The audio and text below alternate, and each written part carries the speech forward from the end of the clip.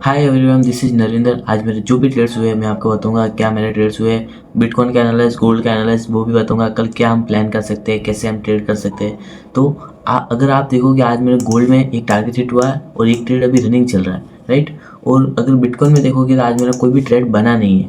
तो मैं आपको पहले ये ट्रेड एक्सप्लेन कर देता हूँ, उसके बाद मैं गोल्ड एंड बिटकॉइन का आपको एनालिसिस बताऊंगा कल हम क्या प्लान कर सकते हैं, ठीक है।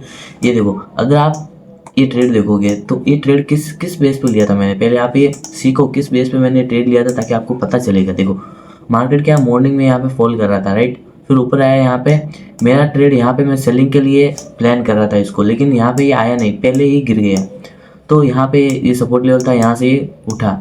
तो मैं इसको वेट कर रहा था कि ये इस लेवल पे आए, इस लेवल पे ये आए तो मैं इसको यहाँ से दोबारा से सेल करूँगा। जब ये यहाँ से उठ रहा था, तो यहाँ से उठ रहा था, मैं ये सोच रहा था कि यहाँ पे आएगा, यहाँ पे अगर सेलिंग की कैंडल बनेगा तो मैं यहाँ पे सेल करूँगा। सेल क्यों करूँगा? क्योंकि यहाँ पे मेरा सेटअप था, मेरा सेटअप यहाँ पे बन रहा था, तो मैं यहाँ पे वेट कर रहा था, लेकिन यहाँ पे आया नहीं। फिर क्या हुआ इसमें, देखो यहाँ पे ऊपर गया, फिर नीचे आया, फिर ऊपर गया, यहाँ पे साइडवेज हुआ।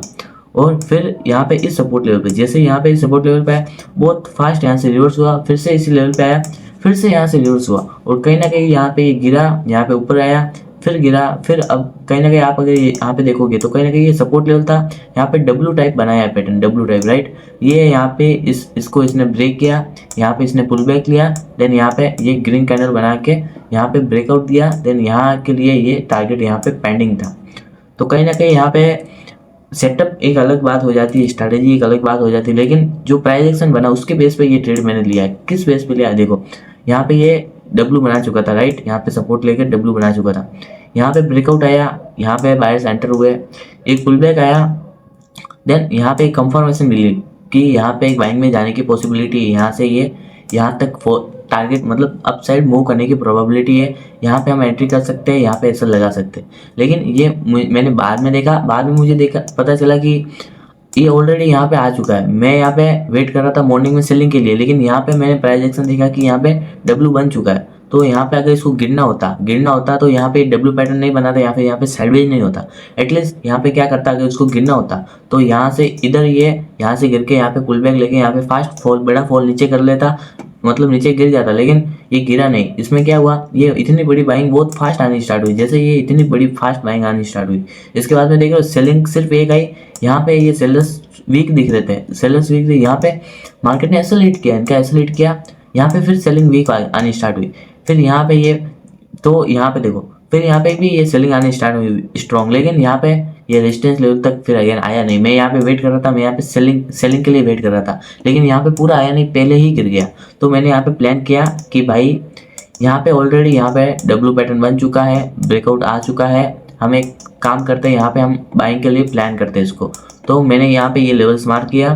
मार्केट जब इस लेवल पे आया, देखो यहाँ पे जब ये चल रहा था यहाँ पे, तो मैंने ये लेवल मार्क किया। जब मार्केट इस लेवल पे आया, एक बार इन सब जो बायर्स थे यहाँ पे पहले उनको उड़ाया, जो मतलब यहाँ पे जिन्होंने जो बाय करके रखे थे, या फिर किन्होंने यहाँ पे ट्रेल ऐसा लगाया होगा यहाँ के टारगेट के लिए, लेकिन मार्केट यहाँ पे अभी आया नहीं है। मतलब ये ऊपर टारगेट यहाँ पे आना, ये बायर्स वेट कर रहे हैं, ये जिन्होंने भी यहाँ पे बाय किया ये वेट कर रहे हैं कि मार्केट इस लेवल पे आए, लेकिन यहाँ पे आया नहीं है, अभी भी टारगेट पेंडिंग है। तो यहाँ पे क्या हुआ, ये एक बार गिरा। तो गोल्ड थोड़ा अलग मूव करता है, गोल्ड क्या करता है, थोड़ा एसल लेता है, उसके बाद में मूव करता है। लेकिन यहाँ पे देखो ये बायर्स सही थे, लेकिन यहाँ पे अगर इन्होंने किसी ने अगर यहाँ पे ट्रेल एसल लगाया होगा, या फिर किसी ने यहाँ पे अपना एसल शिफ्ट कर दिया होगा, तो उनके पहले एक बार उनको निकालने के बाद यहाँ से फिर ये ग्रीन कैंडल जैसे ही क्लोज हुई, जैसे यहाँ पे ग्रीन कैंडल क्लोज हुई, मैंने यहाँ पे एंट्री बनाई, यहाँ पे मेरा एसल लगाया, और मेरा टारगेट ये वाला था।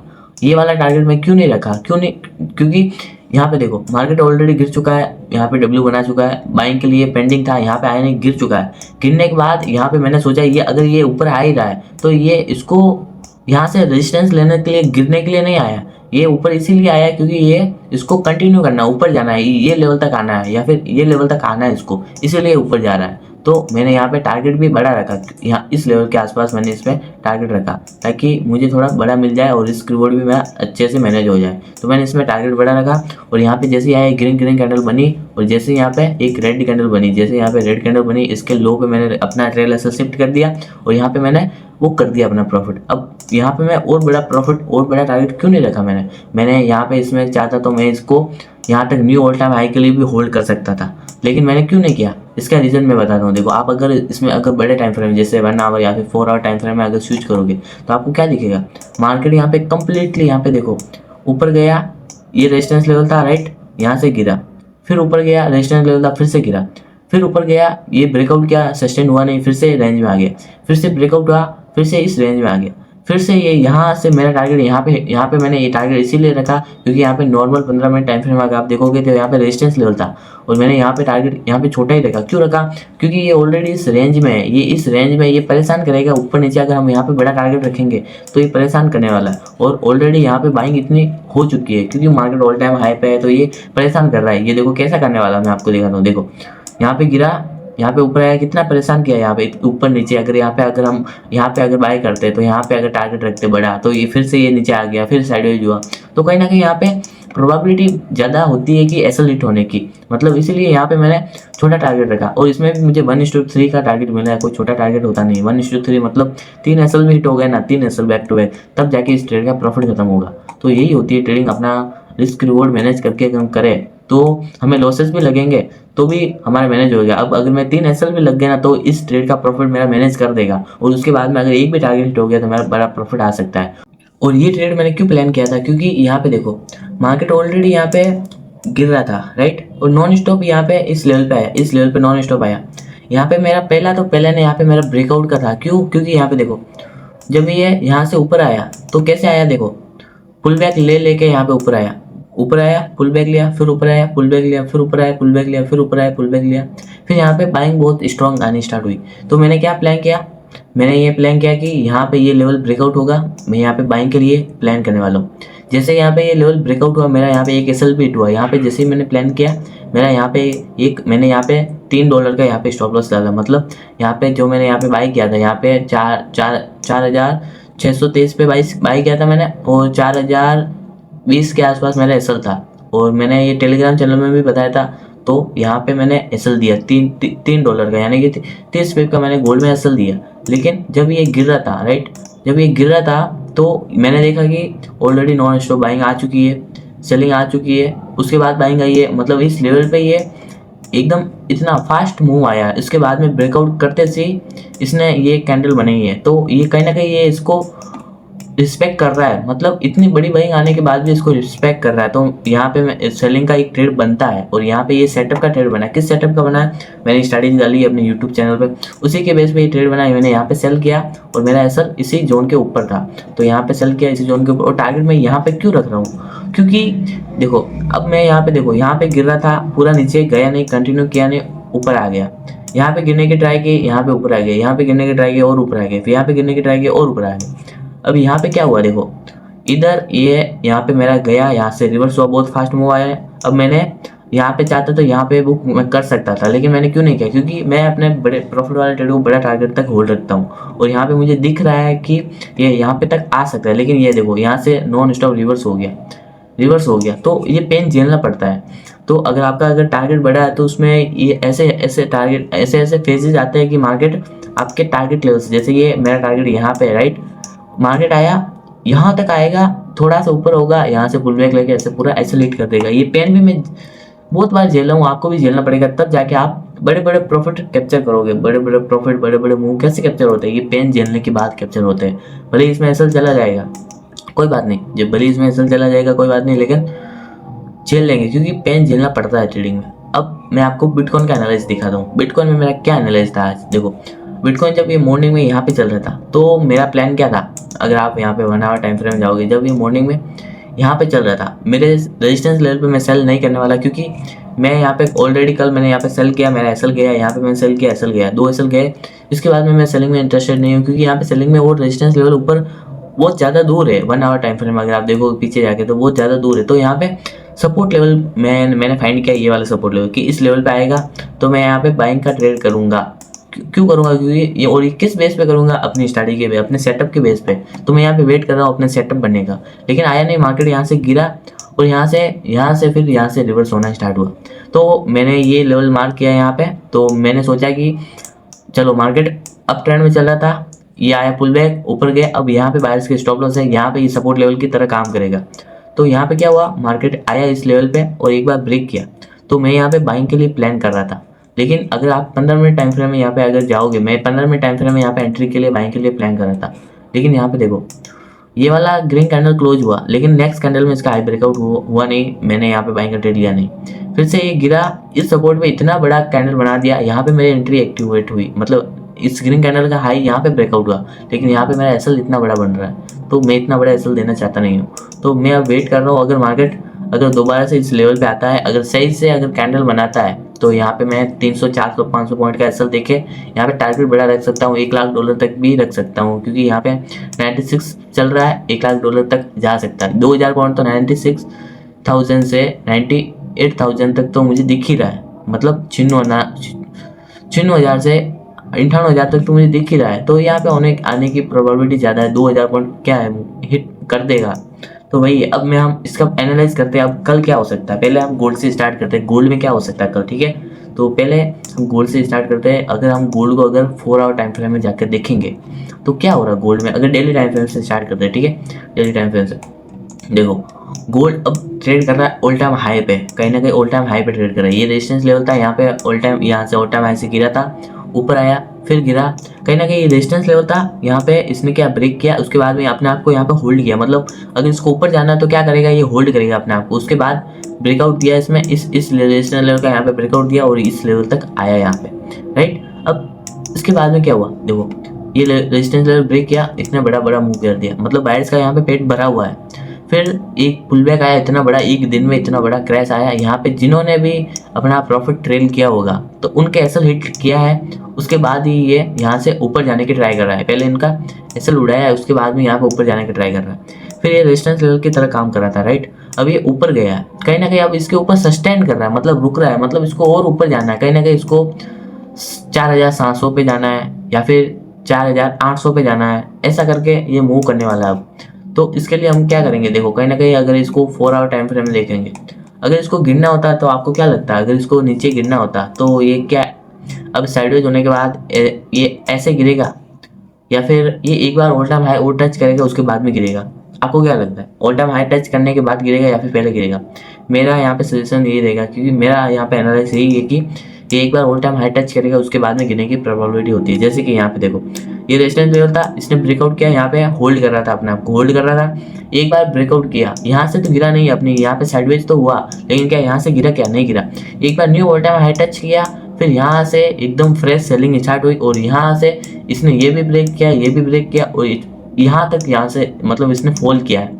तो कहीं ना कहीं यहाँ पे भी देखो ये यहाँ पे गिर रहा था, यहाँ पे फॉल हुआ, यहाँ से ऊपर आया, ठीक है, फिर यहाँ पे रुका, मतलब इसको ये रेजिस्टेंस लेवल यहाँ पे था, लेकिन ये यहाँ पे क्यों रुका, क्योंकि इसको और ऊपर जाना था, तो मतलब ये रेजिस्टेंस लेवल हिट करके और ऊपर जाना था। तो कहीं ना कहीं यहाँ पे देखो साइडवेज हुआ, उसके बाद हिट किया, उसके बाद में यहाँ पे और ऊपर गया, और ऊपर गया, अब यहाँ पे सस्टेन कर रहा है, सस्टेन कर रहा है, मतलब ये वाला पैटर्न बना रहा है, मतलब इसको और ऊपर जाना है, इसीलिए यहाँ पे ये रुक रहा है, ऐसे वेट कर रहा है। तो यहाँ पे भी ये वेट कर रहा है, कहीं ना कहीं अगर ये कल अगर इसको ब्रेक करेगा, new all time high hit करेगा, तो यहाँ पे हमको और पॉइंट और बड़ा टारगेट यहाँ पे मिल सकता है। कैसे, देखो कहीं ना कहीं अगर ये यहाँ से जब ये ब्रेकआउट हुआ था, ब्रेकआउट लेवल से अब तक देखेंगे तो यहाँ पे $95 मतलब $95 यहाँ पे मूव किया है, तो कहीं ना कहीं 950 पिप यहाँ पे मूव आया है गोल्ड में।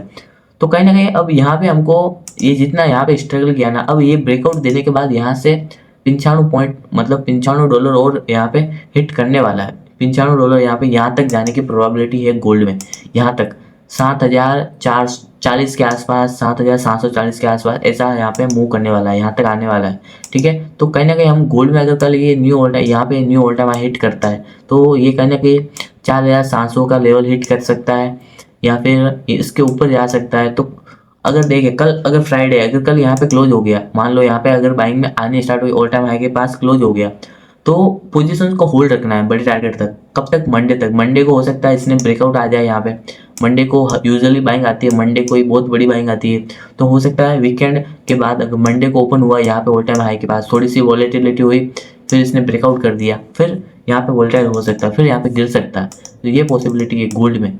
तो कहीं ना कहीं हमारा एनालिसिस क्या है गोल्ड में, अगर ये कल अगर इस लेवल को ब्रेक करता है, मतलब यहाँ पे ये न्यू ऑल टाइम हाई जो है कल फ्राइडे अगर हिट करता है, तो यहाँ पे बाइंग की पोजीशन बना के रखेंगे। हमारा टारगेट होगा 4,700 लेवल का, ठीक है, 4,700 का। यहाँ पे अगर कल आ गया तो प्रॉफिट बुक कर लेंगे, बढ़िया है। लेकिन अगर कल नहीं आया, मान लो यहाँ पे हमने बाइंग की पोजीशन बनी, यहाँ पे कहीं पे इसी लेवल पे यहाँ पे क्लोज हो गया, तो हमको उस पोजीशन को होल्ड रखना। क्यों? क्योंकि मंडे को यहाँ पे बाइंग आनी स्टार्ट हो सकती है। मंडे को ओपन होते से अगर ऊपर मूव दे दिया पहले, तो हमारा ये target easy to easy hit हो सकता है, यहाँ पे प्रोबेबिलिटी बढ़ जाती है। और देखो, अगर मैं आपको ये बोल रहा हूँ कि यहाँ से ऐसे जाने की प्रोबेबिलिटी है, तो उसमें आपको रिस्क मैनेजमेंट करके एंट्री बनानी है, अपना खुद का रिस्क मैनेजमेंट करके आपको ट्रेड लेना है। ऐसा नहीं है कि कोई बोल रहा है, कोई बता रहा है कि यहाँ से ये ऐसे जाएगा, तो उसमें ऐसे होने की, यहाँ से ऐसे ना जाने के, यहाँ पे फेल होने के भी चांसेस बहुत ज़्यादा होते हैं। तो कहीं ना कहीं पहले आपको ये देखना, अगर नहीं गया तो आप क्या करने वाले हो। अगर यहाँ से आपने एंट्री बनाई, यहाँ पे अगर आपने एंट्री बनाई यहाँ पे, और आपने टारगेट रखा 4700 का, लेकिन ये यहाँ से ऊपर जाके पहले ही यहाँ पे रिवर्स हो गया, यहाँ पे एसल हिट हो गया, तो फिर आप क्या करोगे। तो कहीं ना कहीं अपना एसल मैनेज करके चलना, अपना रिस्क मैनेजमेंट करके चलना, ऐसे ही ट्रेडिंग होती है। ऐसा नहीं है एक दिन में कुछ नहीं होने वाला, अपना अकाउंट ब्लॉक कर दोगे, मार्केट से आउट हो जाओगे। मैंने बहुत बार किया है, इसलिए बता रहा हूँ। तो गोल्ड का हमारा एनालिसिस हो गया। अब देखते हैं हम बिटकॉइन का, बिटकॉइन में क्या प्लान बन रहा है। तो कहीं ना कहीं बिटकॉइन को अगर हम देखेंगे, अगर 4 आवर टाइम फ्रेम, बिटकॉइन में भी बाइंग की साइड भी प्लान बन रहा है। क्यों?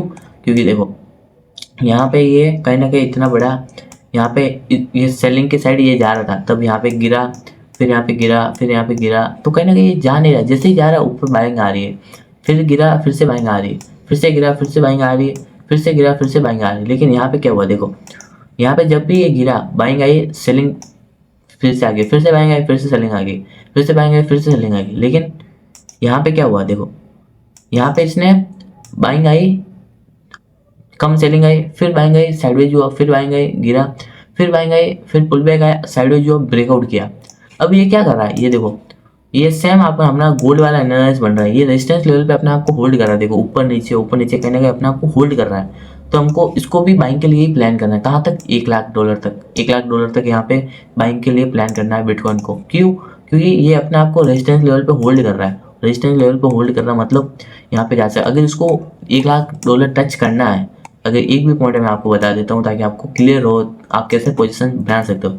अगर इसको $1,00,000 अगर हिट करना है, तो ये 95,000, यहाँ से 95,000 के ऊपर ही रहे, इस लेवल के ऊपर ही रहे। इसके ऊपर कितना भी ऊपर नीचे कर ले, ये नेगेटिव नहीं होने वाला, ये पॉजिटिव रहेगा। क्यों? क्योंकि यहाँ पे ये $1,00,000 के ऊपर जा रहा है, तो कहीं ना कहीं ये 5,000 पॉइंट में ये ऊपर नीचे कर सकता है, ये चलता है। यहाँ पे $1,00,000 हिट करना है इसको, तो इसी के ऊपर बना रहे, तभी ये ऊपर जाने की पॉसिबिलिटी होती है। लेकिन अगर 95,000 अगर इसको क्रॉस कर रहा है और फिर यहाँ से गिर रहा है, तो भाई बाइंग के लिए प्लान मत करो। फिर ये ब्रेकआउट फेल हो गया, फिर ये ब्रेकआउट फेल हो गया, मतलब मैं आपको एक एग्जांपल देता हूँ, आपको फिर पता चलेगा। देखो, अगर मान लो कोई 100 रुपये की कोई स्टॉक है, मान लो 100 रुपये का स्टॉक है, अगर वो 100 रुपये से चलकर अगर 1,000 रुपये गया है, 1,000 रुपये गया है, ठीक है, 100 रुपये से चलकर अगर वो 1,000 रुपये गया है, तो अगर इसको अगर 1,500 रुपये जाना है, मतलब उस 1,000 रुपये से और ऊपर अगर 1,500 रुपये जाना है इसको, तो ये कैसे जाएगा। ये फुल बैक तो लेगा, लेकिन क्या वो फुल बैक क्या वो फुल बैक 500 तक, 1,000 से ये प्राइस जाकर 500 तक आएगा क्या? 1,000 से ये 500 तक आ रहा है, मतलब 50%, अगर 50% अगर क्रैश हो रहा है, तो क्या हम बाइंग के लिए प्लान करेंगे? नहीं। अगर इसको 1,000 से अगर 1,500 रुपये जाना है, तो ये क्या करेगा, 1,000 से ज़्यादा ये 800 तक आ सकता है, उससे ज़्यादा नहीं आना चाहिए, 800 तक आना चाहिए, 800 तक आना चाहिए। फिर 800 से यार 1,000 को ब्रेक करेगा, फिर ये 1,500 जाएगा। तो कहीं ना कहीं हमारे बिटकॉइन में भी यही एनालिसिस है। अगर इसको $1,00,000 जाना है, तो कहीं ना कहीं ये 95,000 के ऊपर ही रुकना चाहिए। क्यों? क्योंकि यहाँ पे ये इसको ऊपर जाना है, तो इस पे यहाँ भले ट्रैप करे, यहाँ पे साइडवेज हो, भले कैसे ही मूव करे, लेकिन इसके ऊपर बना रहे, फिर तब जाके ये $1,00,000 तक जा सकता है। तो मैंने आपको बिटकॉइन का भी एनालिसिस बता दिया। बिटकॉइन को हमको बाई करना है कब तक, जब तक ये 95,000 के ऊपर है यहाँ पे, ठीक है, उसको हमको बाई ही करना है 95,000 के जब तक ऊपर है। और वही हमको गोल्ड को क्या करना है, गोल्ड का मैंने आपको बता दिया। बाइंग के लिए गोल्ड को भी प्लान करना है। कल अगर ये new all time high break होता है, तो यहाँ पे 4,700 तक जाने की पॉसिबिलिटी है, मैंने आपको क्लियर कट बोला। क्योंकि यहाँ से जब ब्रेकआउट किया, यहाँ पे होल्ड कर रहा है, जब जितना यहाँ से लेगा के यहाँ पे मुँह आया ना, इतना ये यहाँ से यहाँ तक जा सकता है, ये 4,700 के ऊपर भी जा सकता है, ये पॉसिबिलिटी भी है इसमें। लेकिन हमको उतना होल्ड रखना नहीं है। अगर ये प्लान होता है तभी हम इसको मैनेज करेंगे, मतलब इसको ब्रेक करेगा ये न्यू ऑल टाइम हाई, तभी इसको प्लान करेंगे। अगर हम इसको गोल्ड को अगर डेली टाइम फ्रेम में देखेंगे, अगर इसको सेलिंग के लिए प्लान करना है तो कैसे करेंगे, ठीक है, कल इसको सेलिंग के लिए प्लान करना है तो कैसे करेंगे। देखो, जब भी गोल्ड ये ऐसी वीक बनाता है ना, ऐसी वीक बनाता है, तो इसको एक बार टेस्ट करने के लिए जरूर आता है गोल्ड। अगर आप यहाँ पे देख लो, ये वीक बनाई, यहाँ पे ऊपर नीचे डोजी बनाई, ठीक है। जब भी ऊपर नीचे बनाई तो इसने ऊपर के लिए पहले पुश किया तो यहाँ तक टच जरूर किया, राइट। जब ये यहाँ पे डोजी छोड़ के गया, इतनी बड़ी डोजी कैंडल छोड़ के गया, तो यहाँ पे देखो ओपन होते से इसने बाइंग के लिए जाना स्टार्ट किया, यहाँ तक पूरा फॉल किया। तो कहीं ना कहीं अगर यहाँ पे कल अगर ओपन होता है, कहीं ना कहीं अगर गिरता है, इस लेवल को ब्रेक करता है, मान लो यहाँ पे क्लोज हो गया, ऐसी कैंडल अगर ये मार्केट गोल्ड अगर यहाँ पे क्लोज हो गया इसी जोन के आसपास, इस ऐसी कुछ कैंडल में क्लोज हो गया, हमको अगर गिरता है, अगर कल गिरता है तो यहाँ पे सेलिंग का प्लान भी कर सकते हैं हम, यहाँ से यहाँ तक प्लान कर सकते हैं। अगर यहाँ पे गिरता है तो इस लेवल को ब्रेक करता है, 2 एसएल मैनेज कर लेंगे कि यहाँ पे अगर शॉर्ट करेंगे थोड़ा सा $4 $5 का एसएल लगा के यहाँ पे ऐसा टारगेट रख सकते हैं। नीचे भी टारगेट हमको दिख रहा है बड़ा, यहाँ पे ऊपर भी हमको, यहाँ पे अगर इसको लेवल को ब्रेक करता है, मतलब ये डोजी कैंडल क्लोज हुई है, अगर इस लेवल को यहाँ पे न्यू ऑल टाइम हाई को ब्रेक करता है तो हम इसको प्लान करेंगे 4700 के लेवल तक। यहाँ पे भी 2 एसएल देंगे, यहाँ पे भी 2 एसएल देंगे। क्या अगर ऐसा होता है क्या, अगर इसमें अगर ना होने की प्रोबेबिलिटी होती है, मान लो हमने बाई किया, दोनों बार हमने हमारा एसएल हिट हुआ, ये गिर गया, तो हमको अब सेल नहीं करना है। लेकिन अगर ये ओपन होते से गिर रहा है तो यहाँ पे हमको क्या करना है, इसको सेल करना है। ओपन होते से अगर गिर रहा है, इंट्राडे की बात करो, गिर रहा है, यहाँ तक प्लान कर सकते हैं।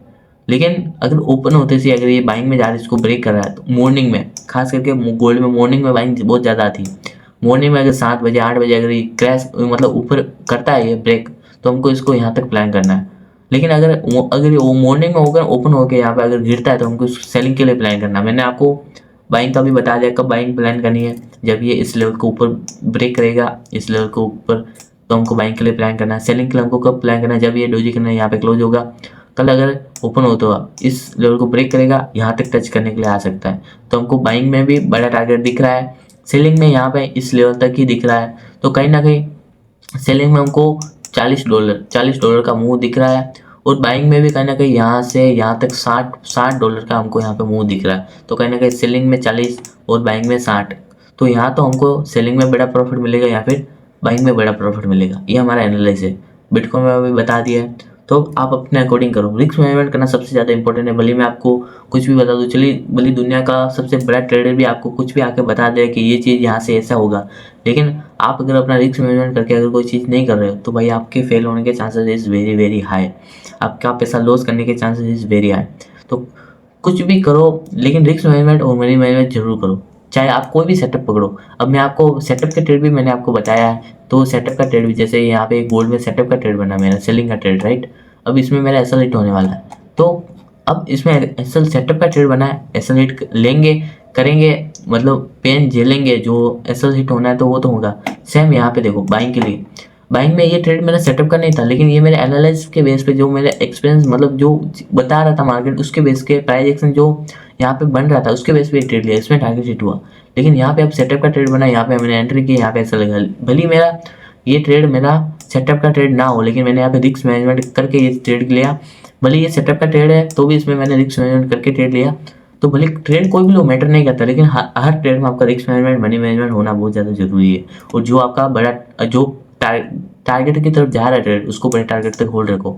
यहाँ पे टारगेट की तरफ जा रहा था, बड़ा टारगेट भी होल्ड रखा, यहाँ पे बुक कर सकता था, लेकिन मेरी आदत नहीं है। तो ठीक है, ये मैंने आपको एनालिसिस बता दिया। अगर वीडियो अच्छा लगा वीडियो को लाइक कर लो और चैनल को सब्सक्राइब कर लो, क्योंकि हमारा गोल है 10 मिलियन सब्सक्राइबर तक पहुंचना, वो हम एक दिन जरूर अचीव करेंगे। मैं मिलता हूँ किसी नेक्स्ट वीडियो में।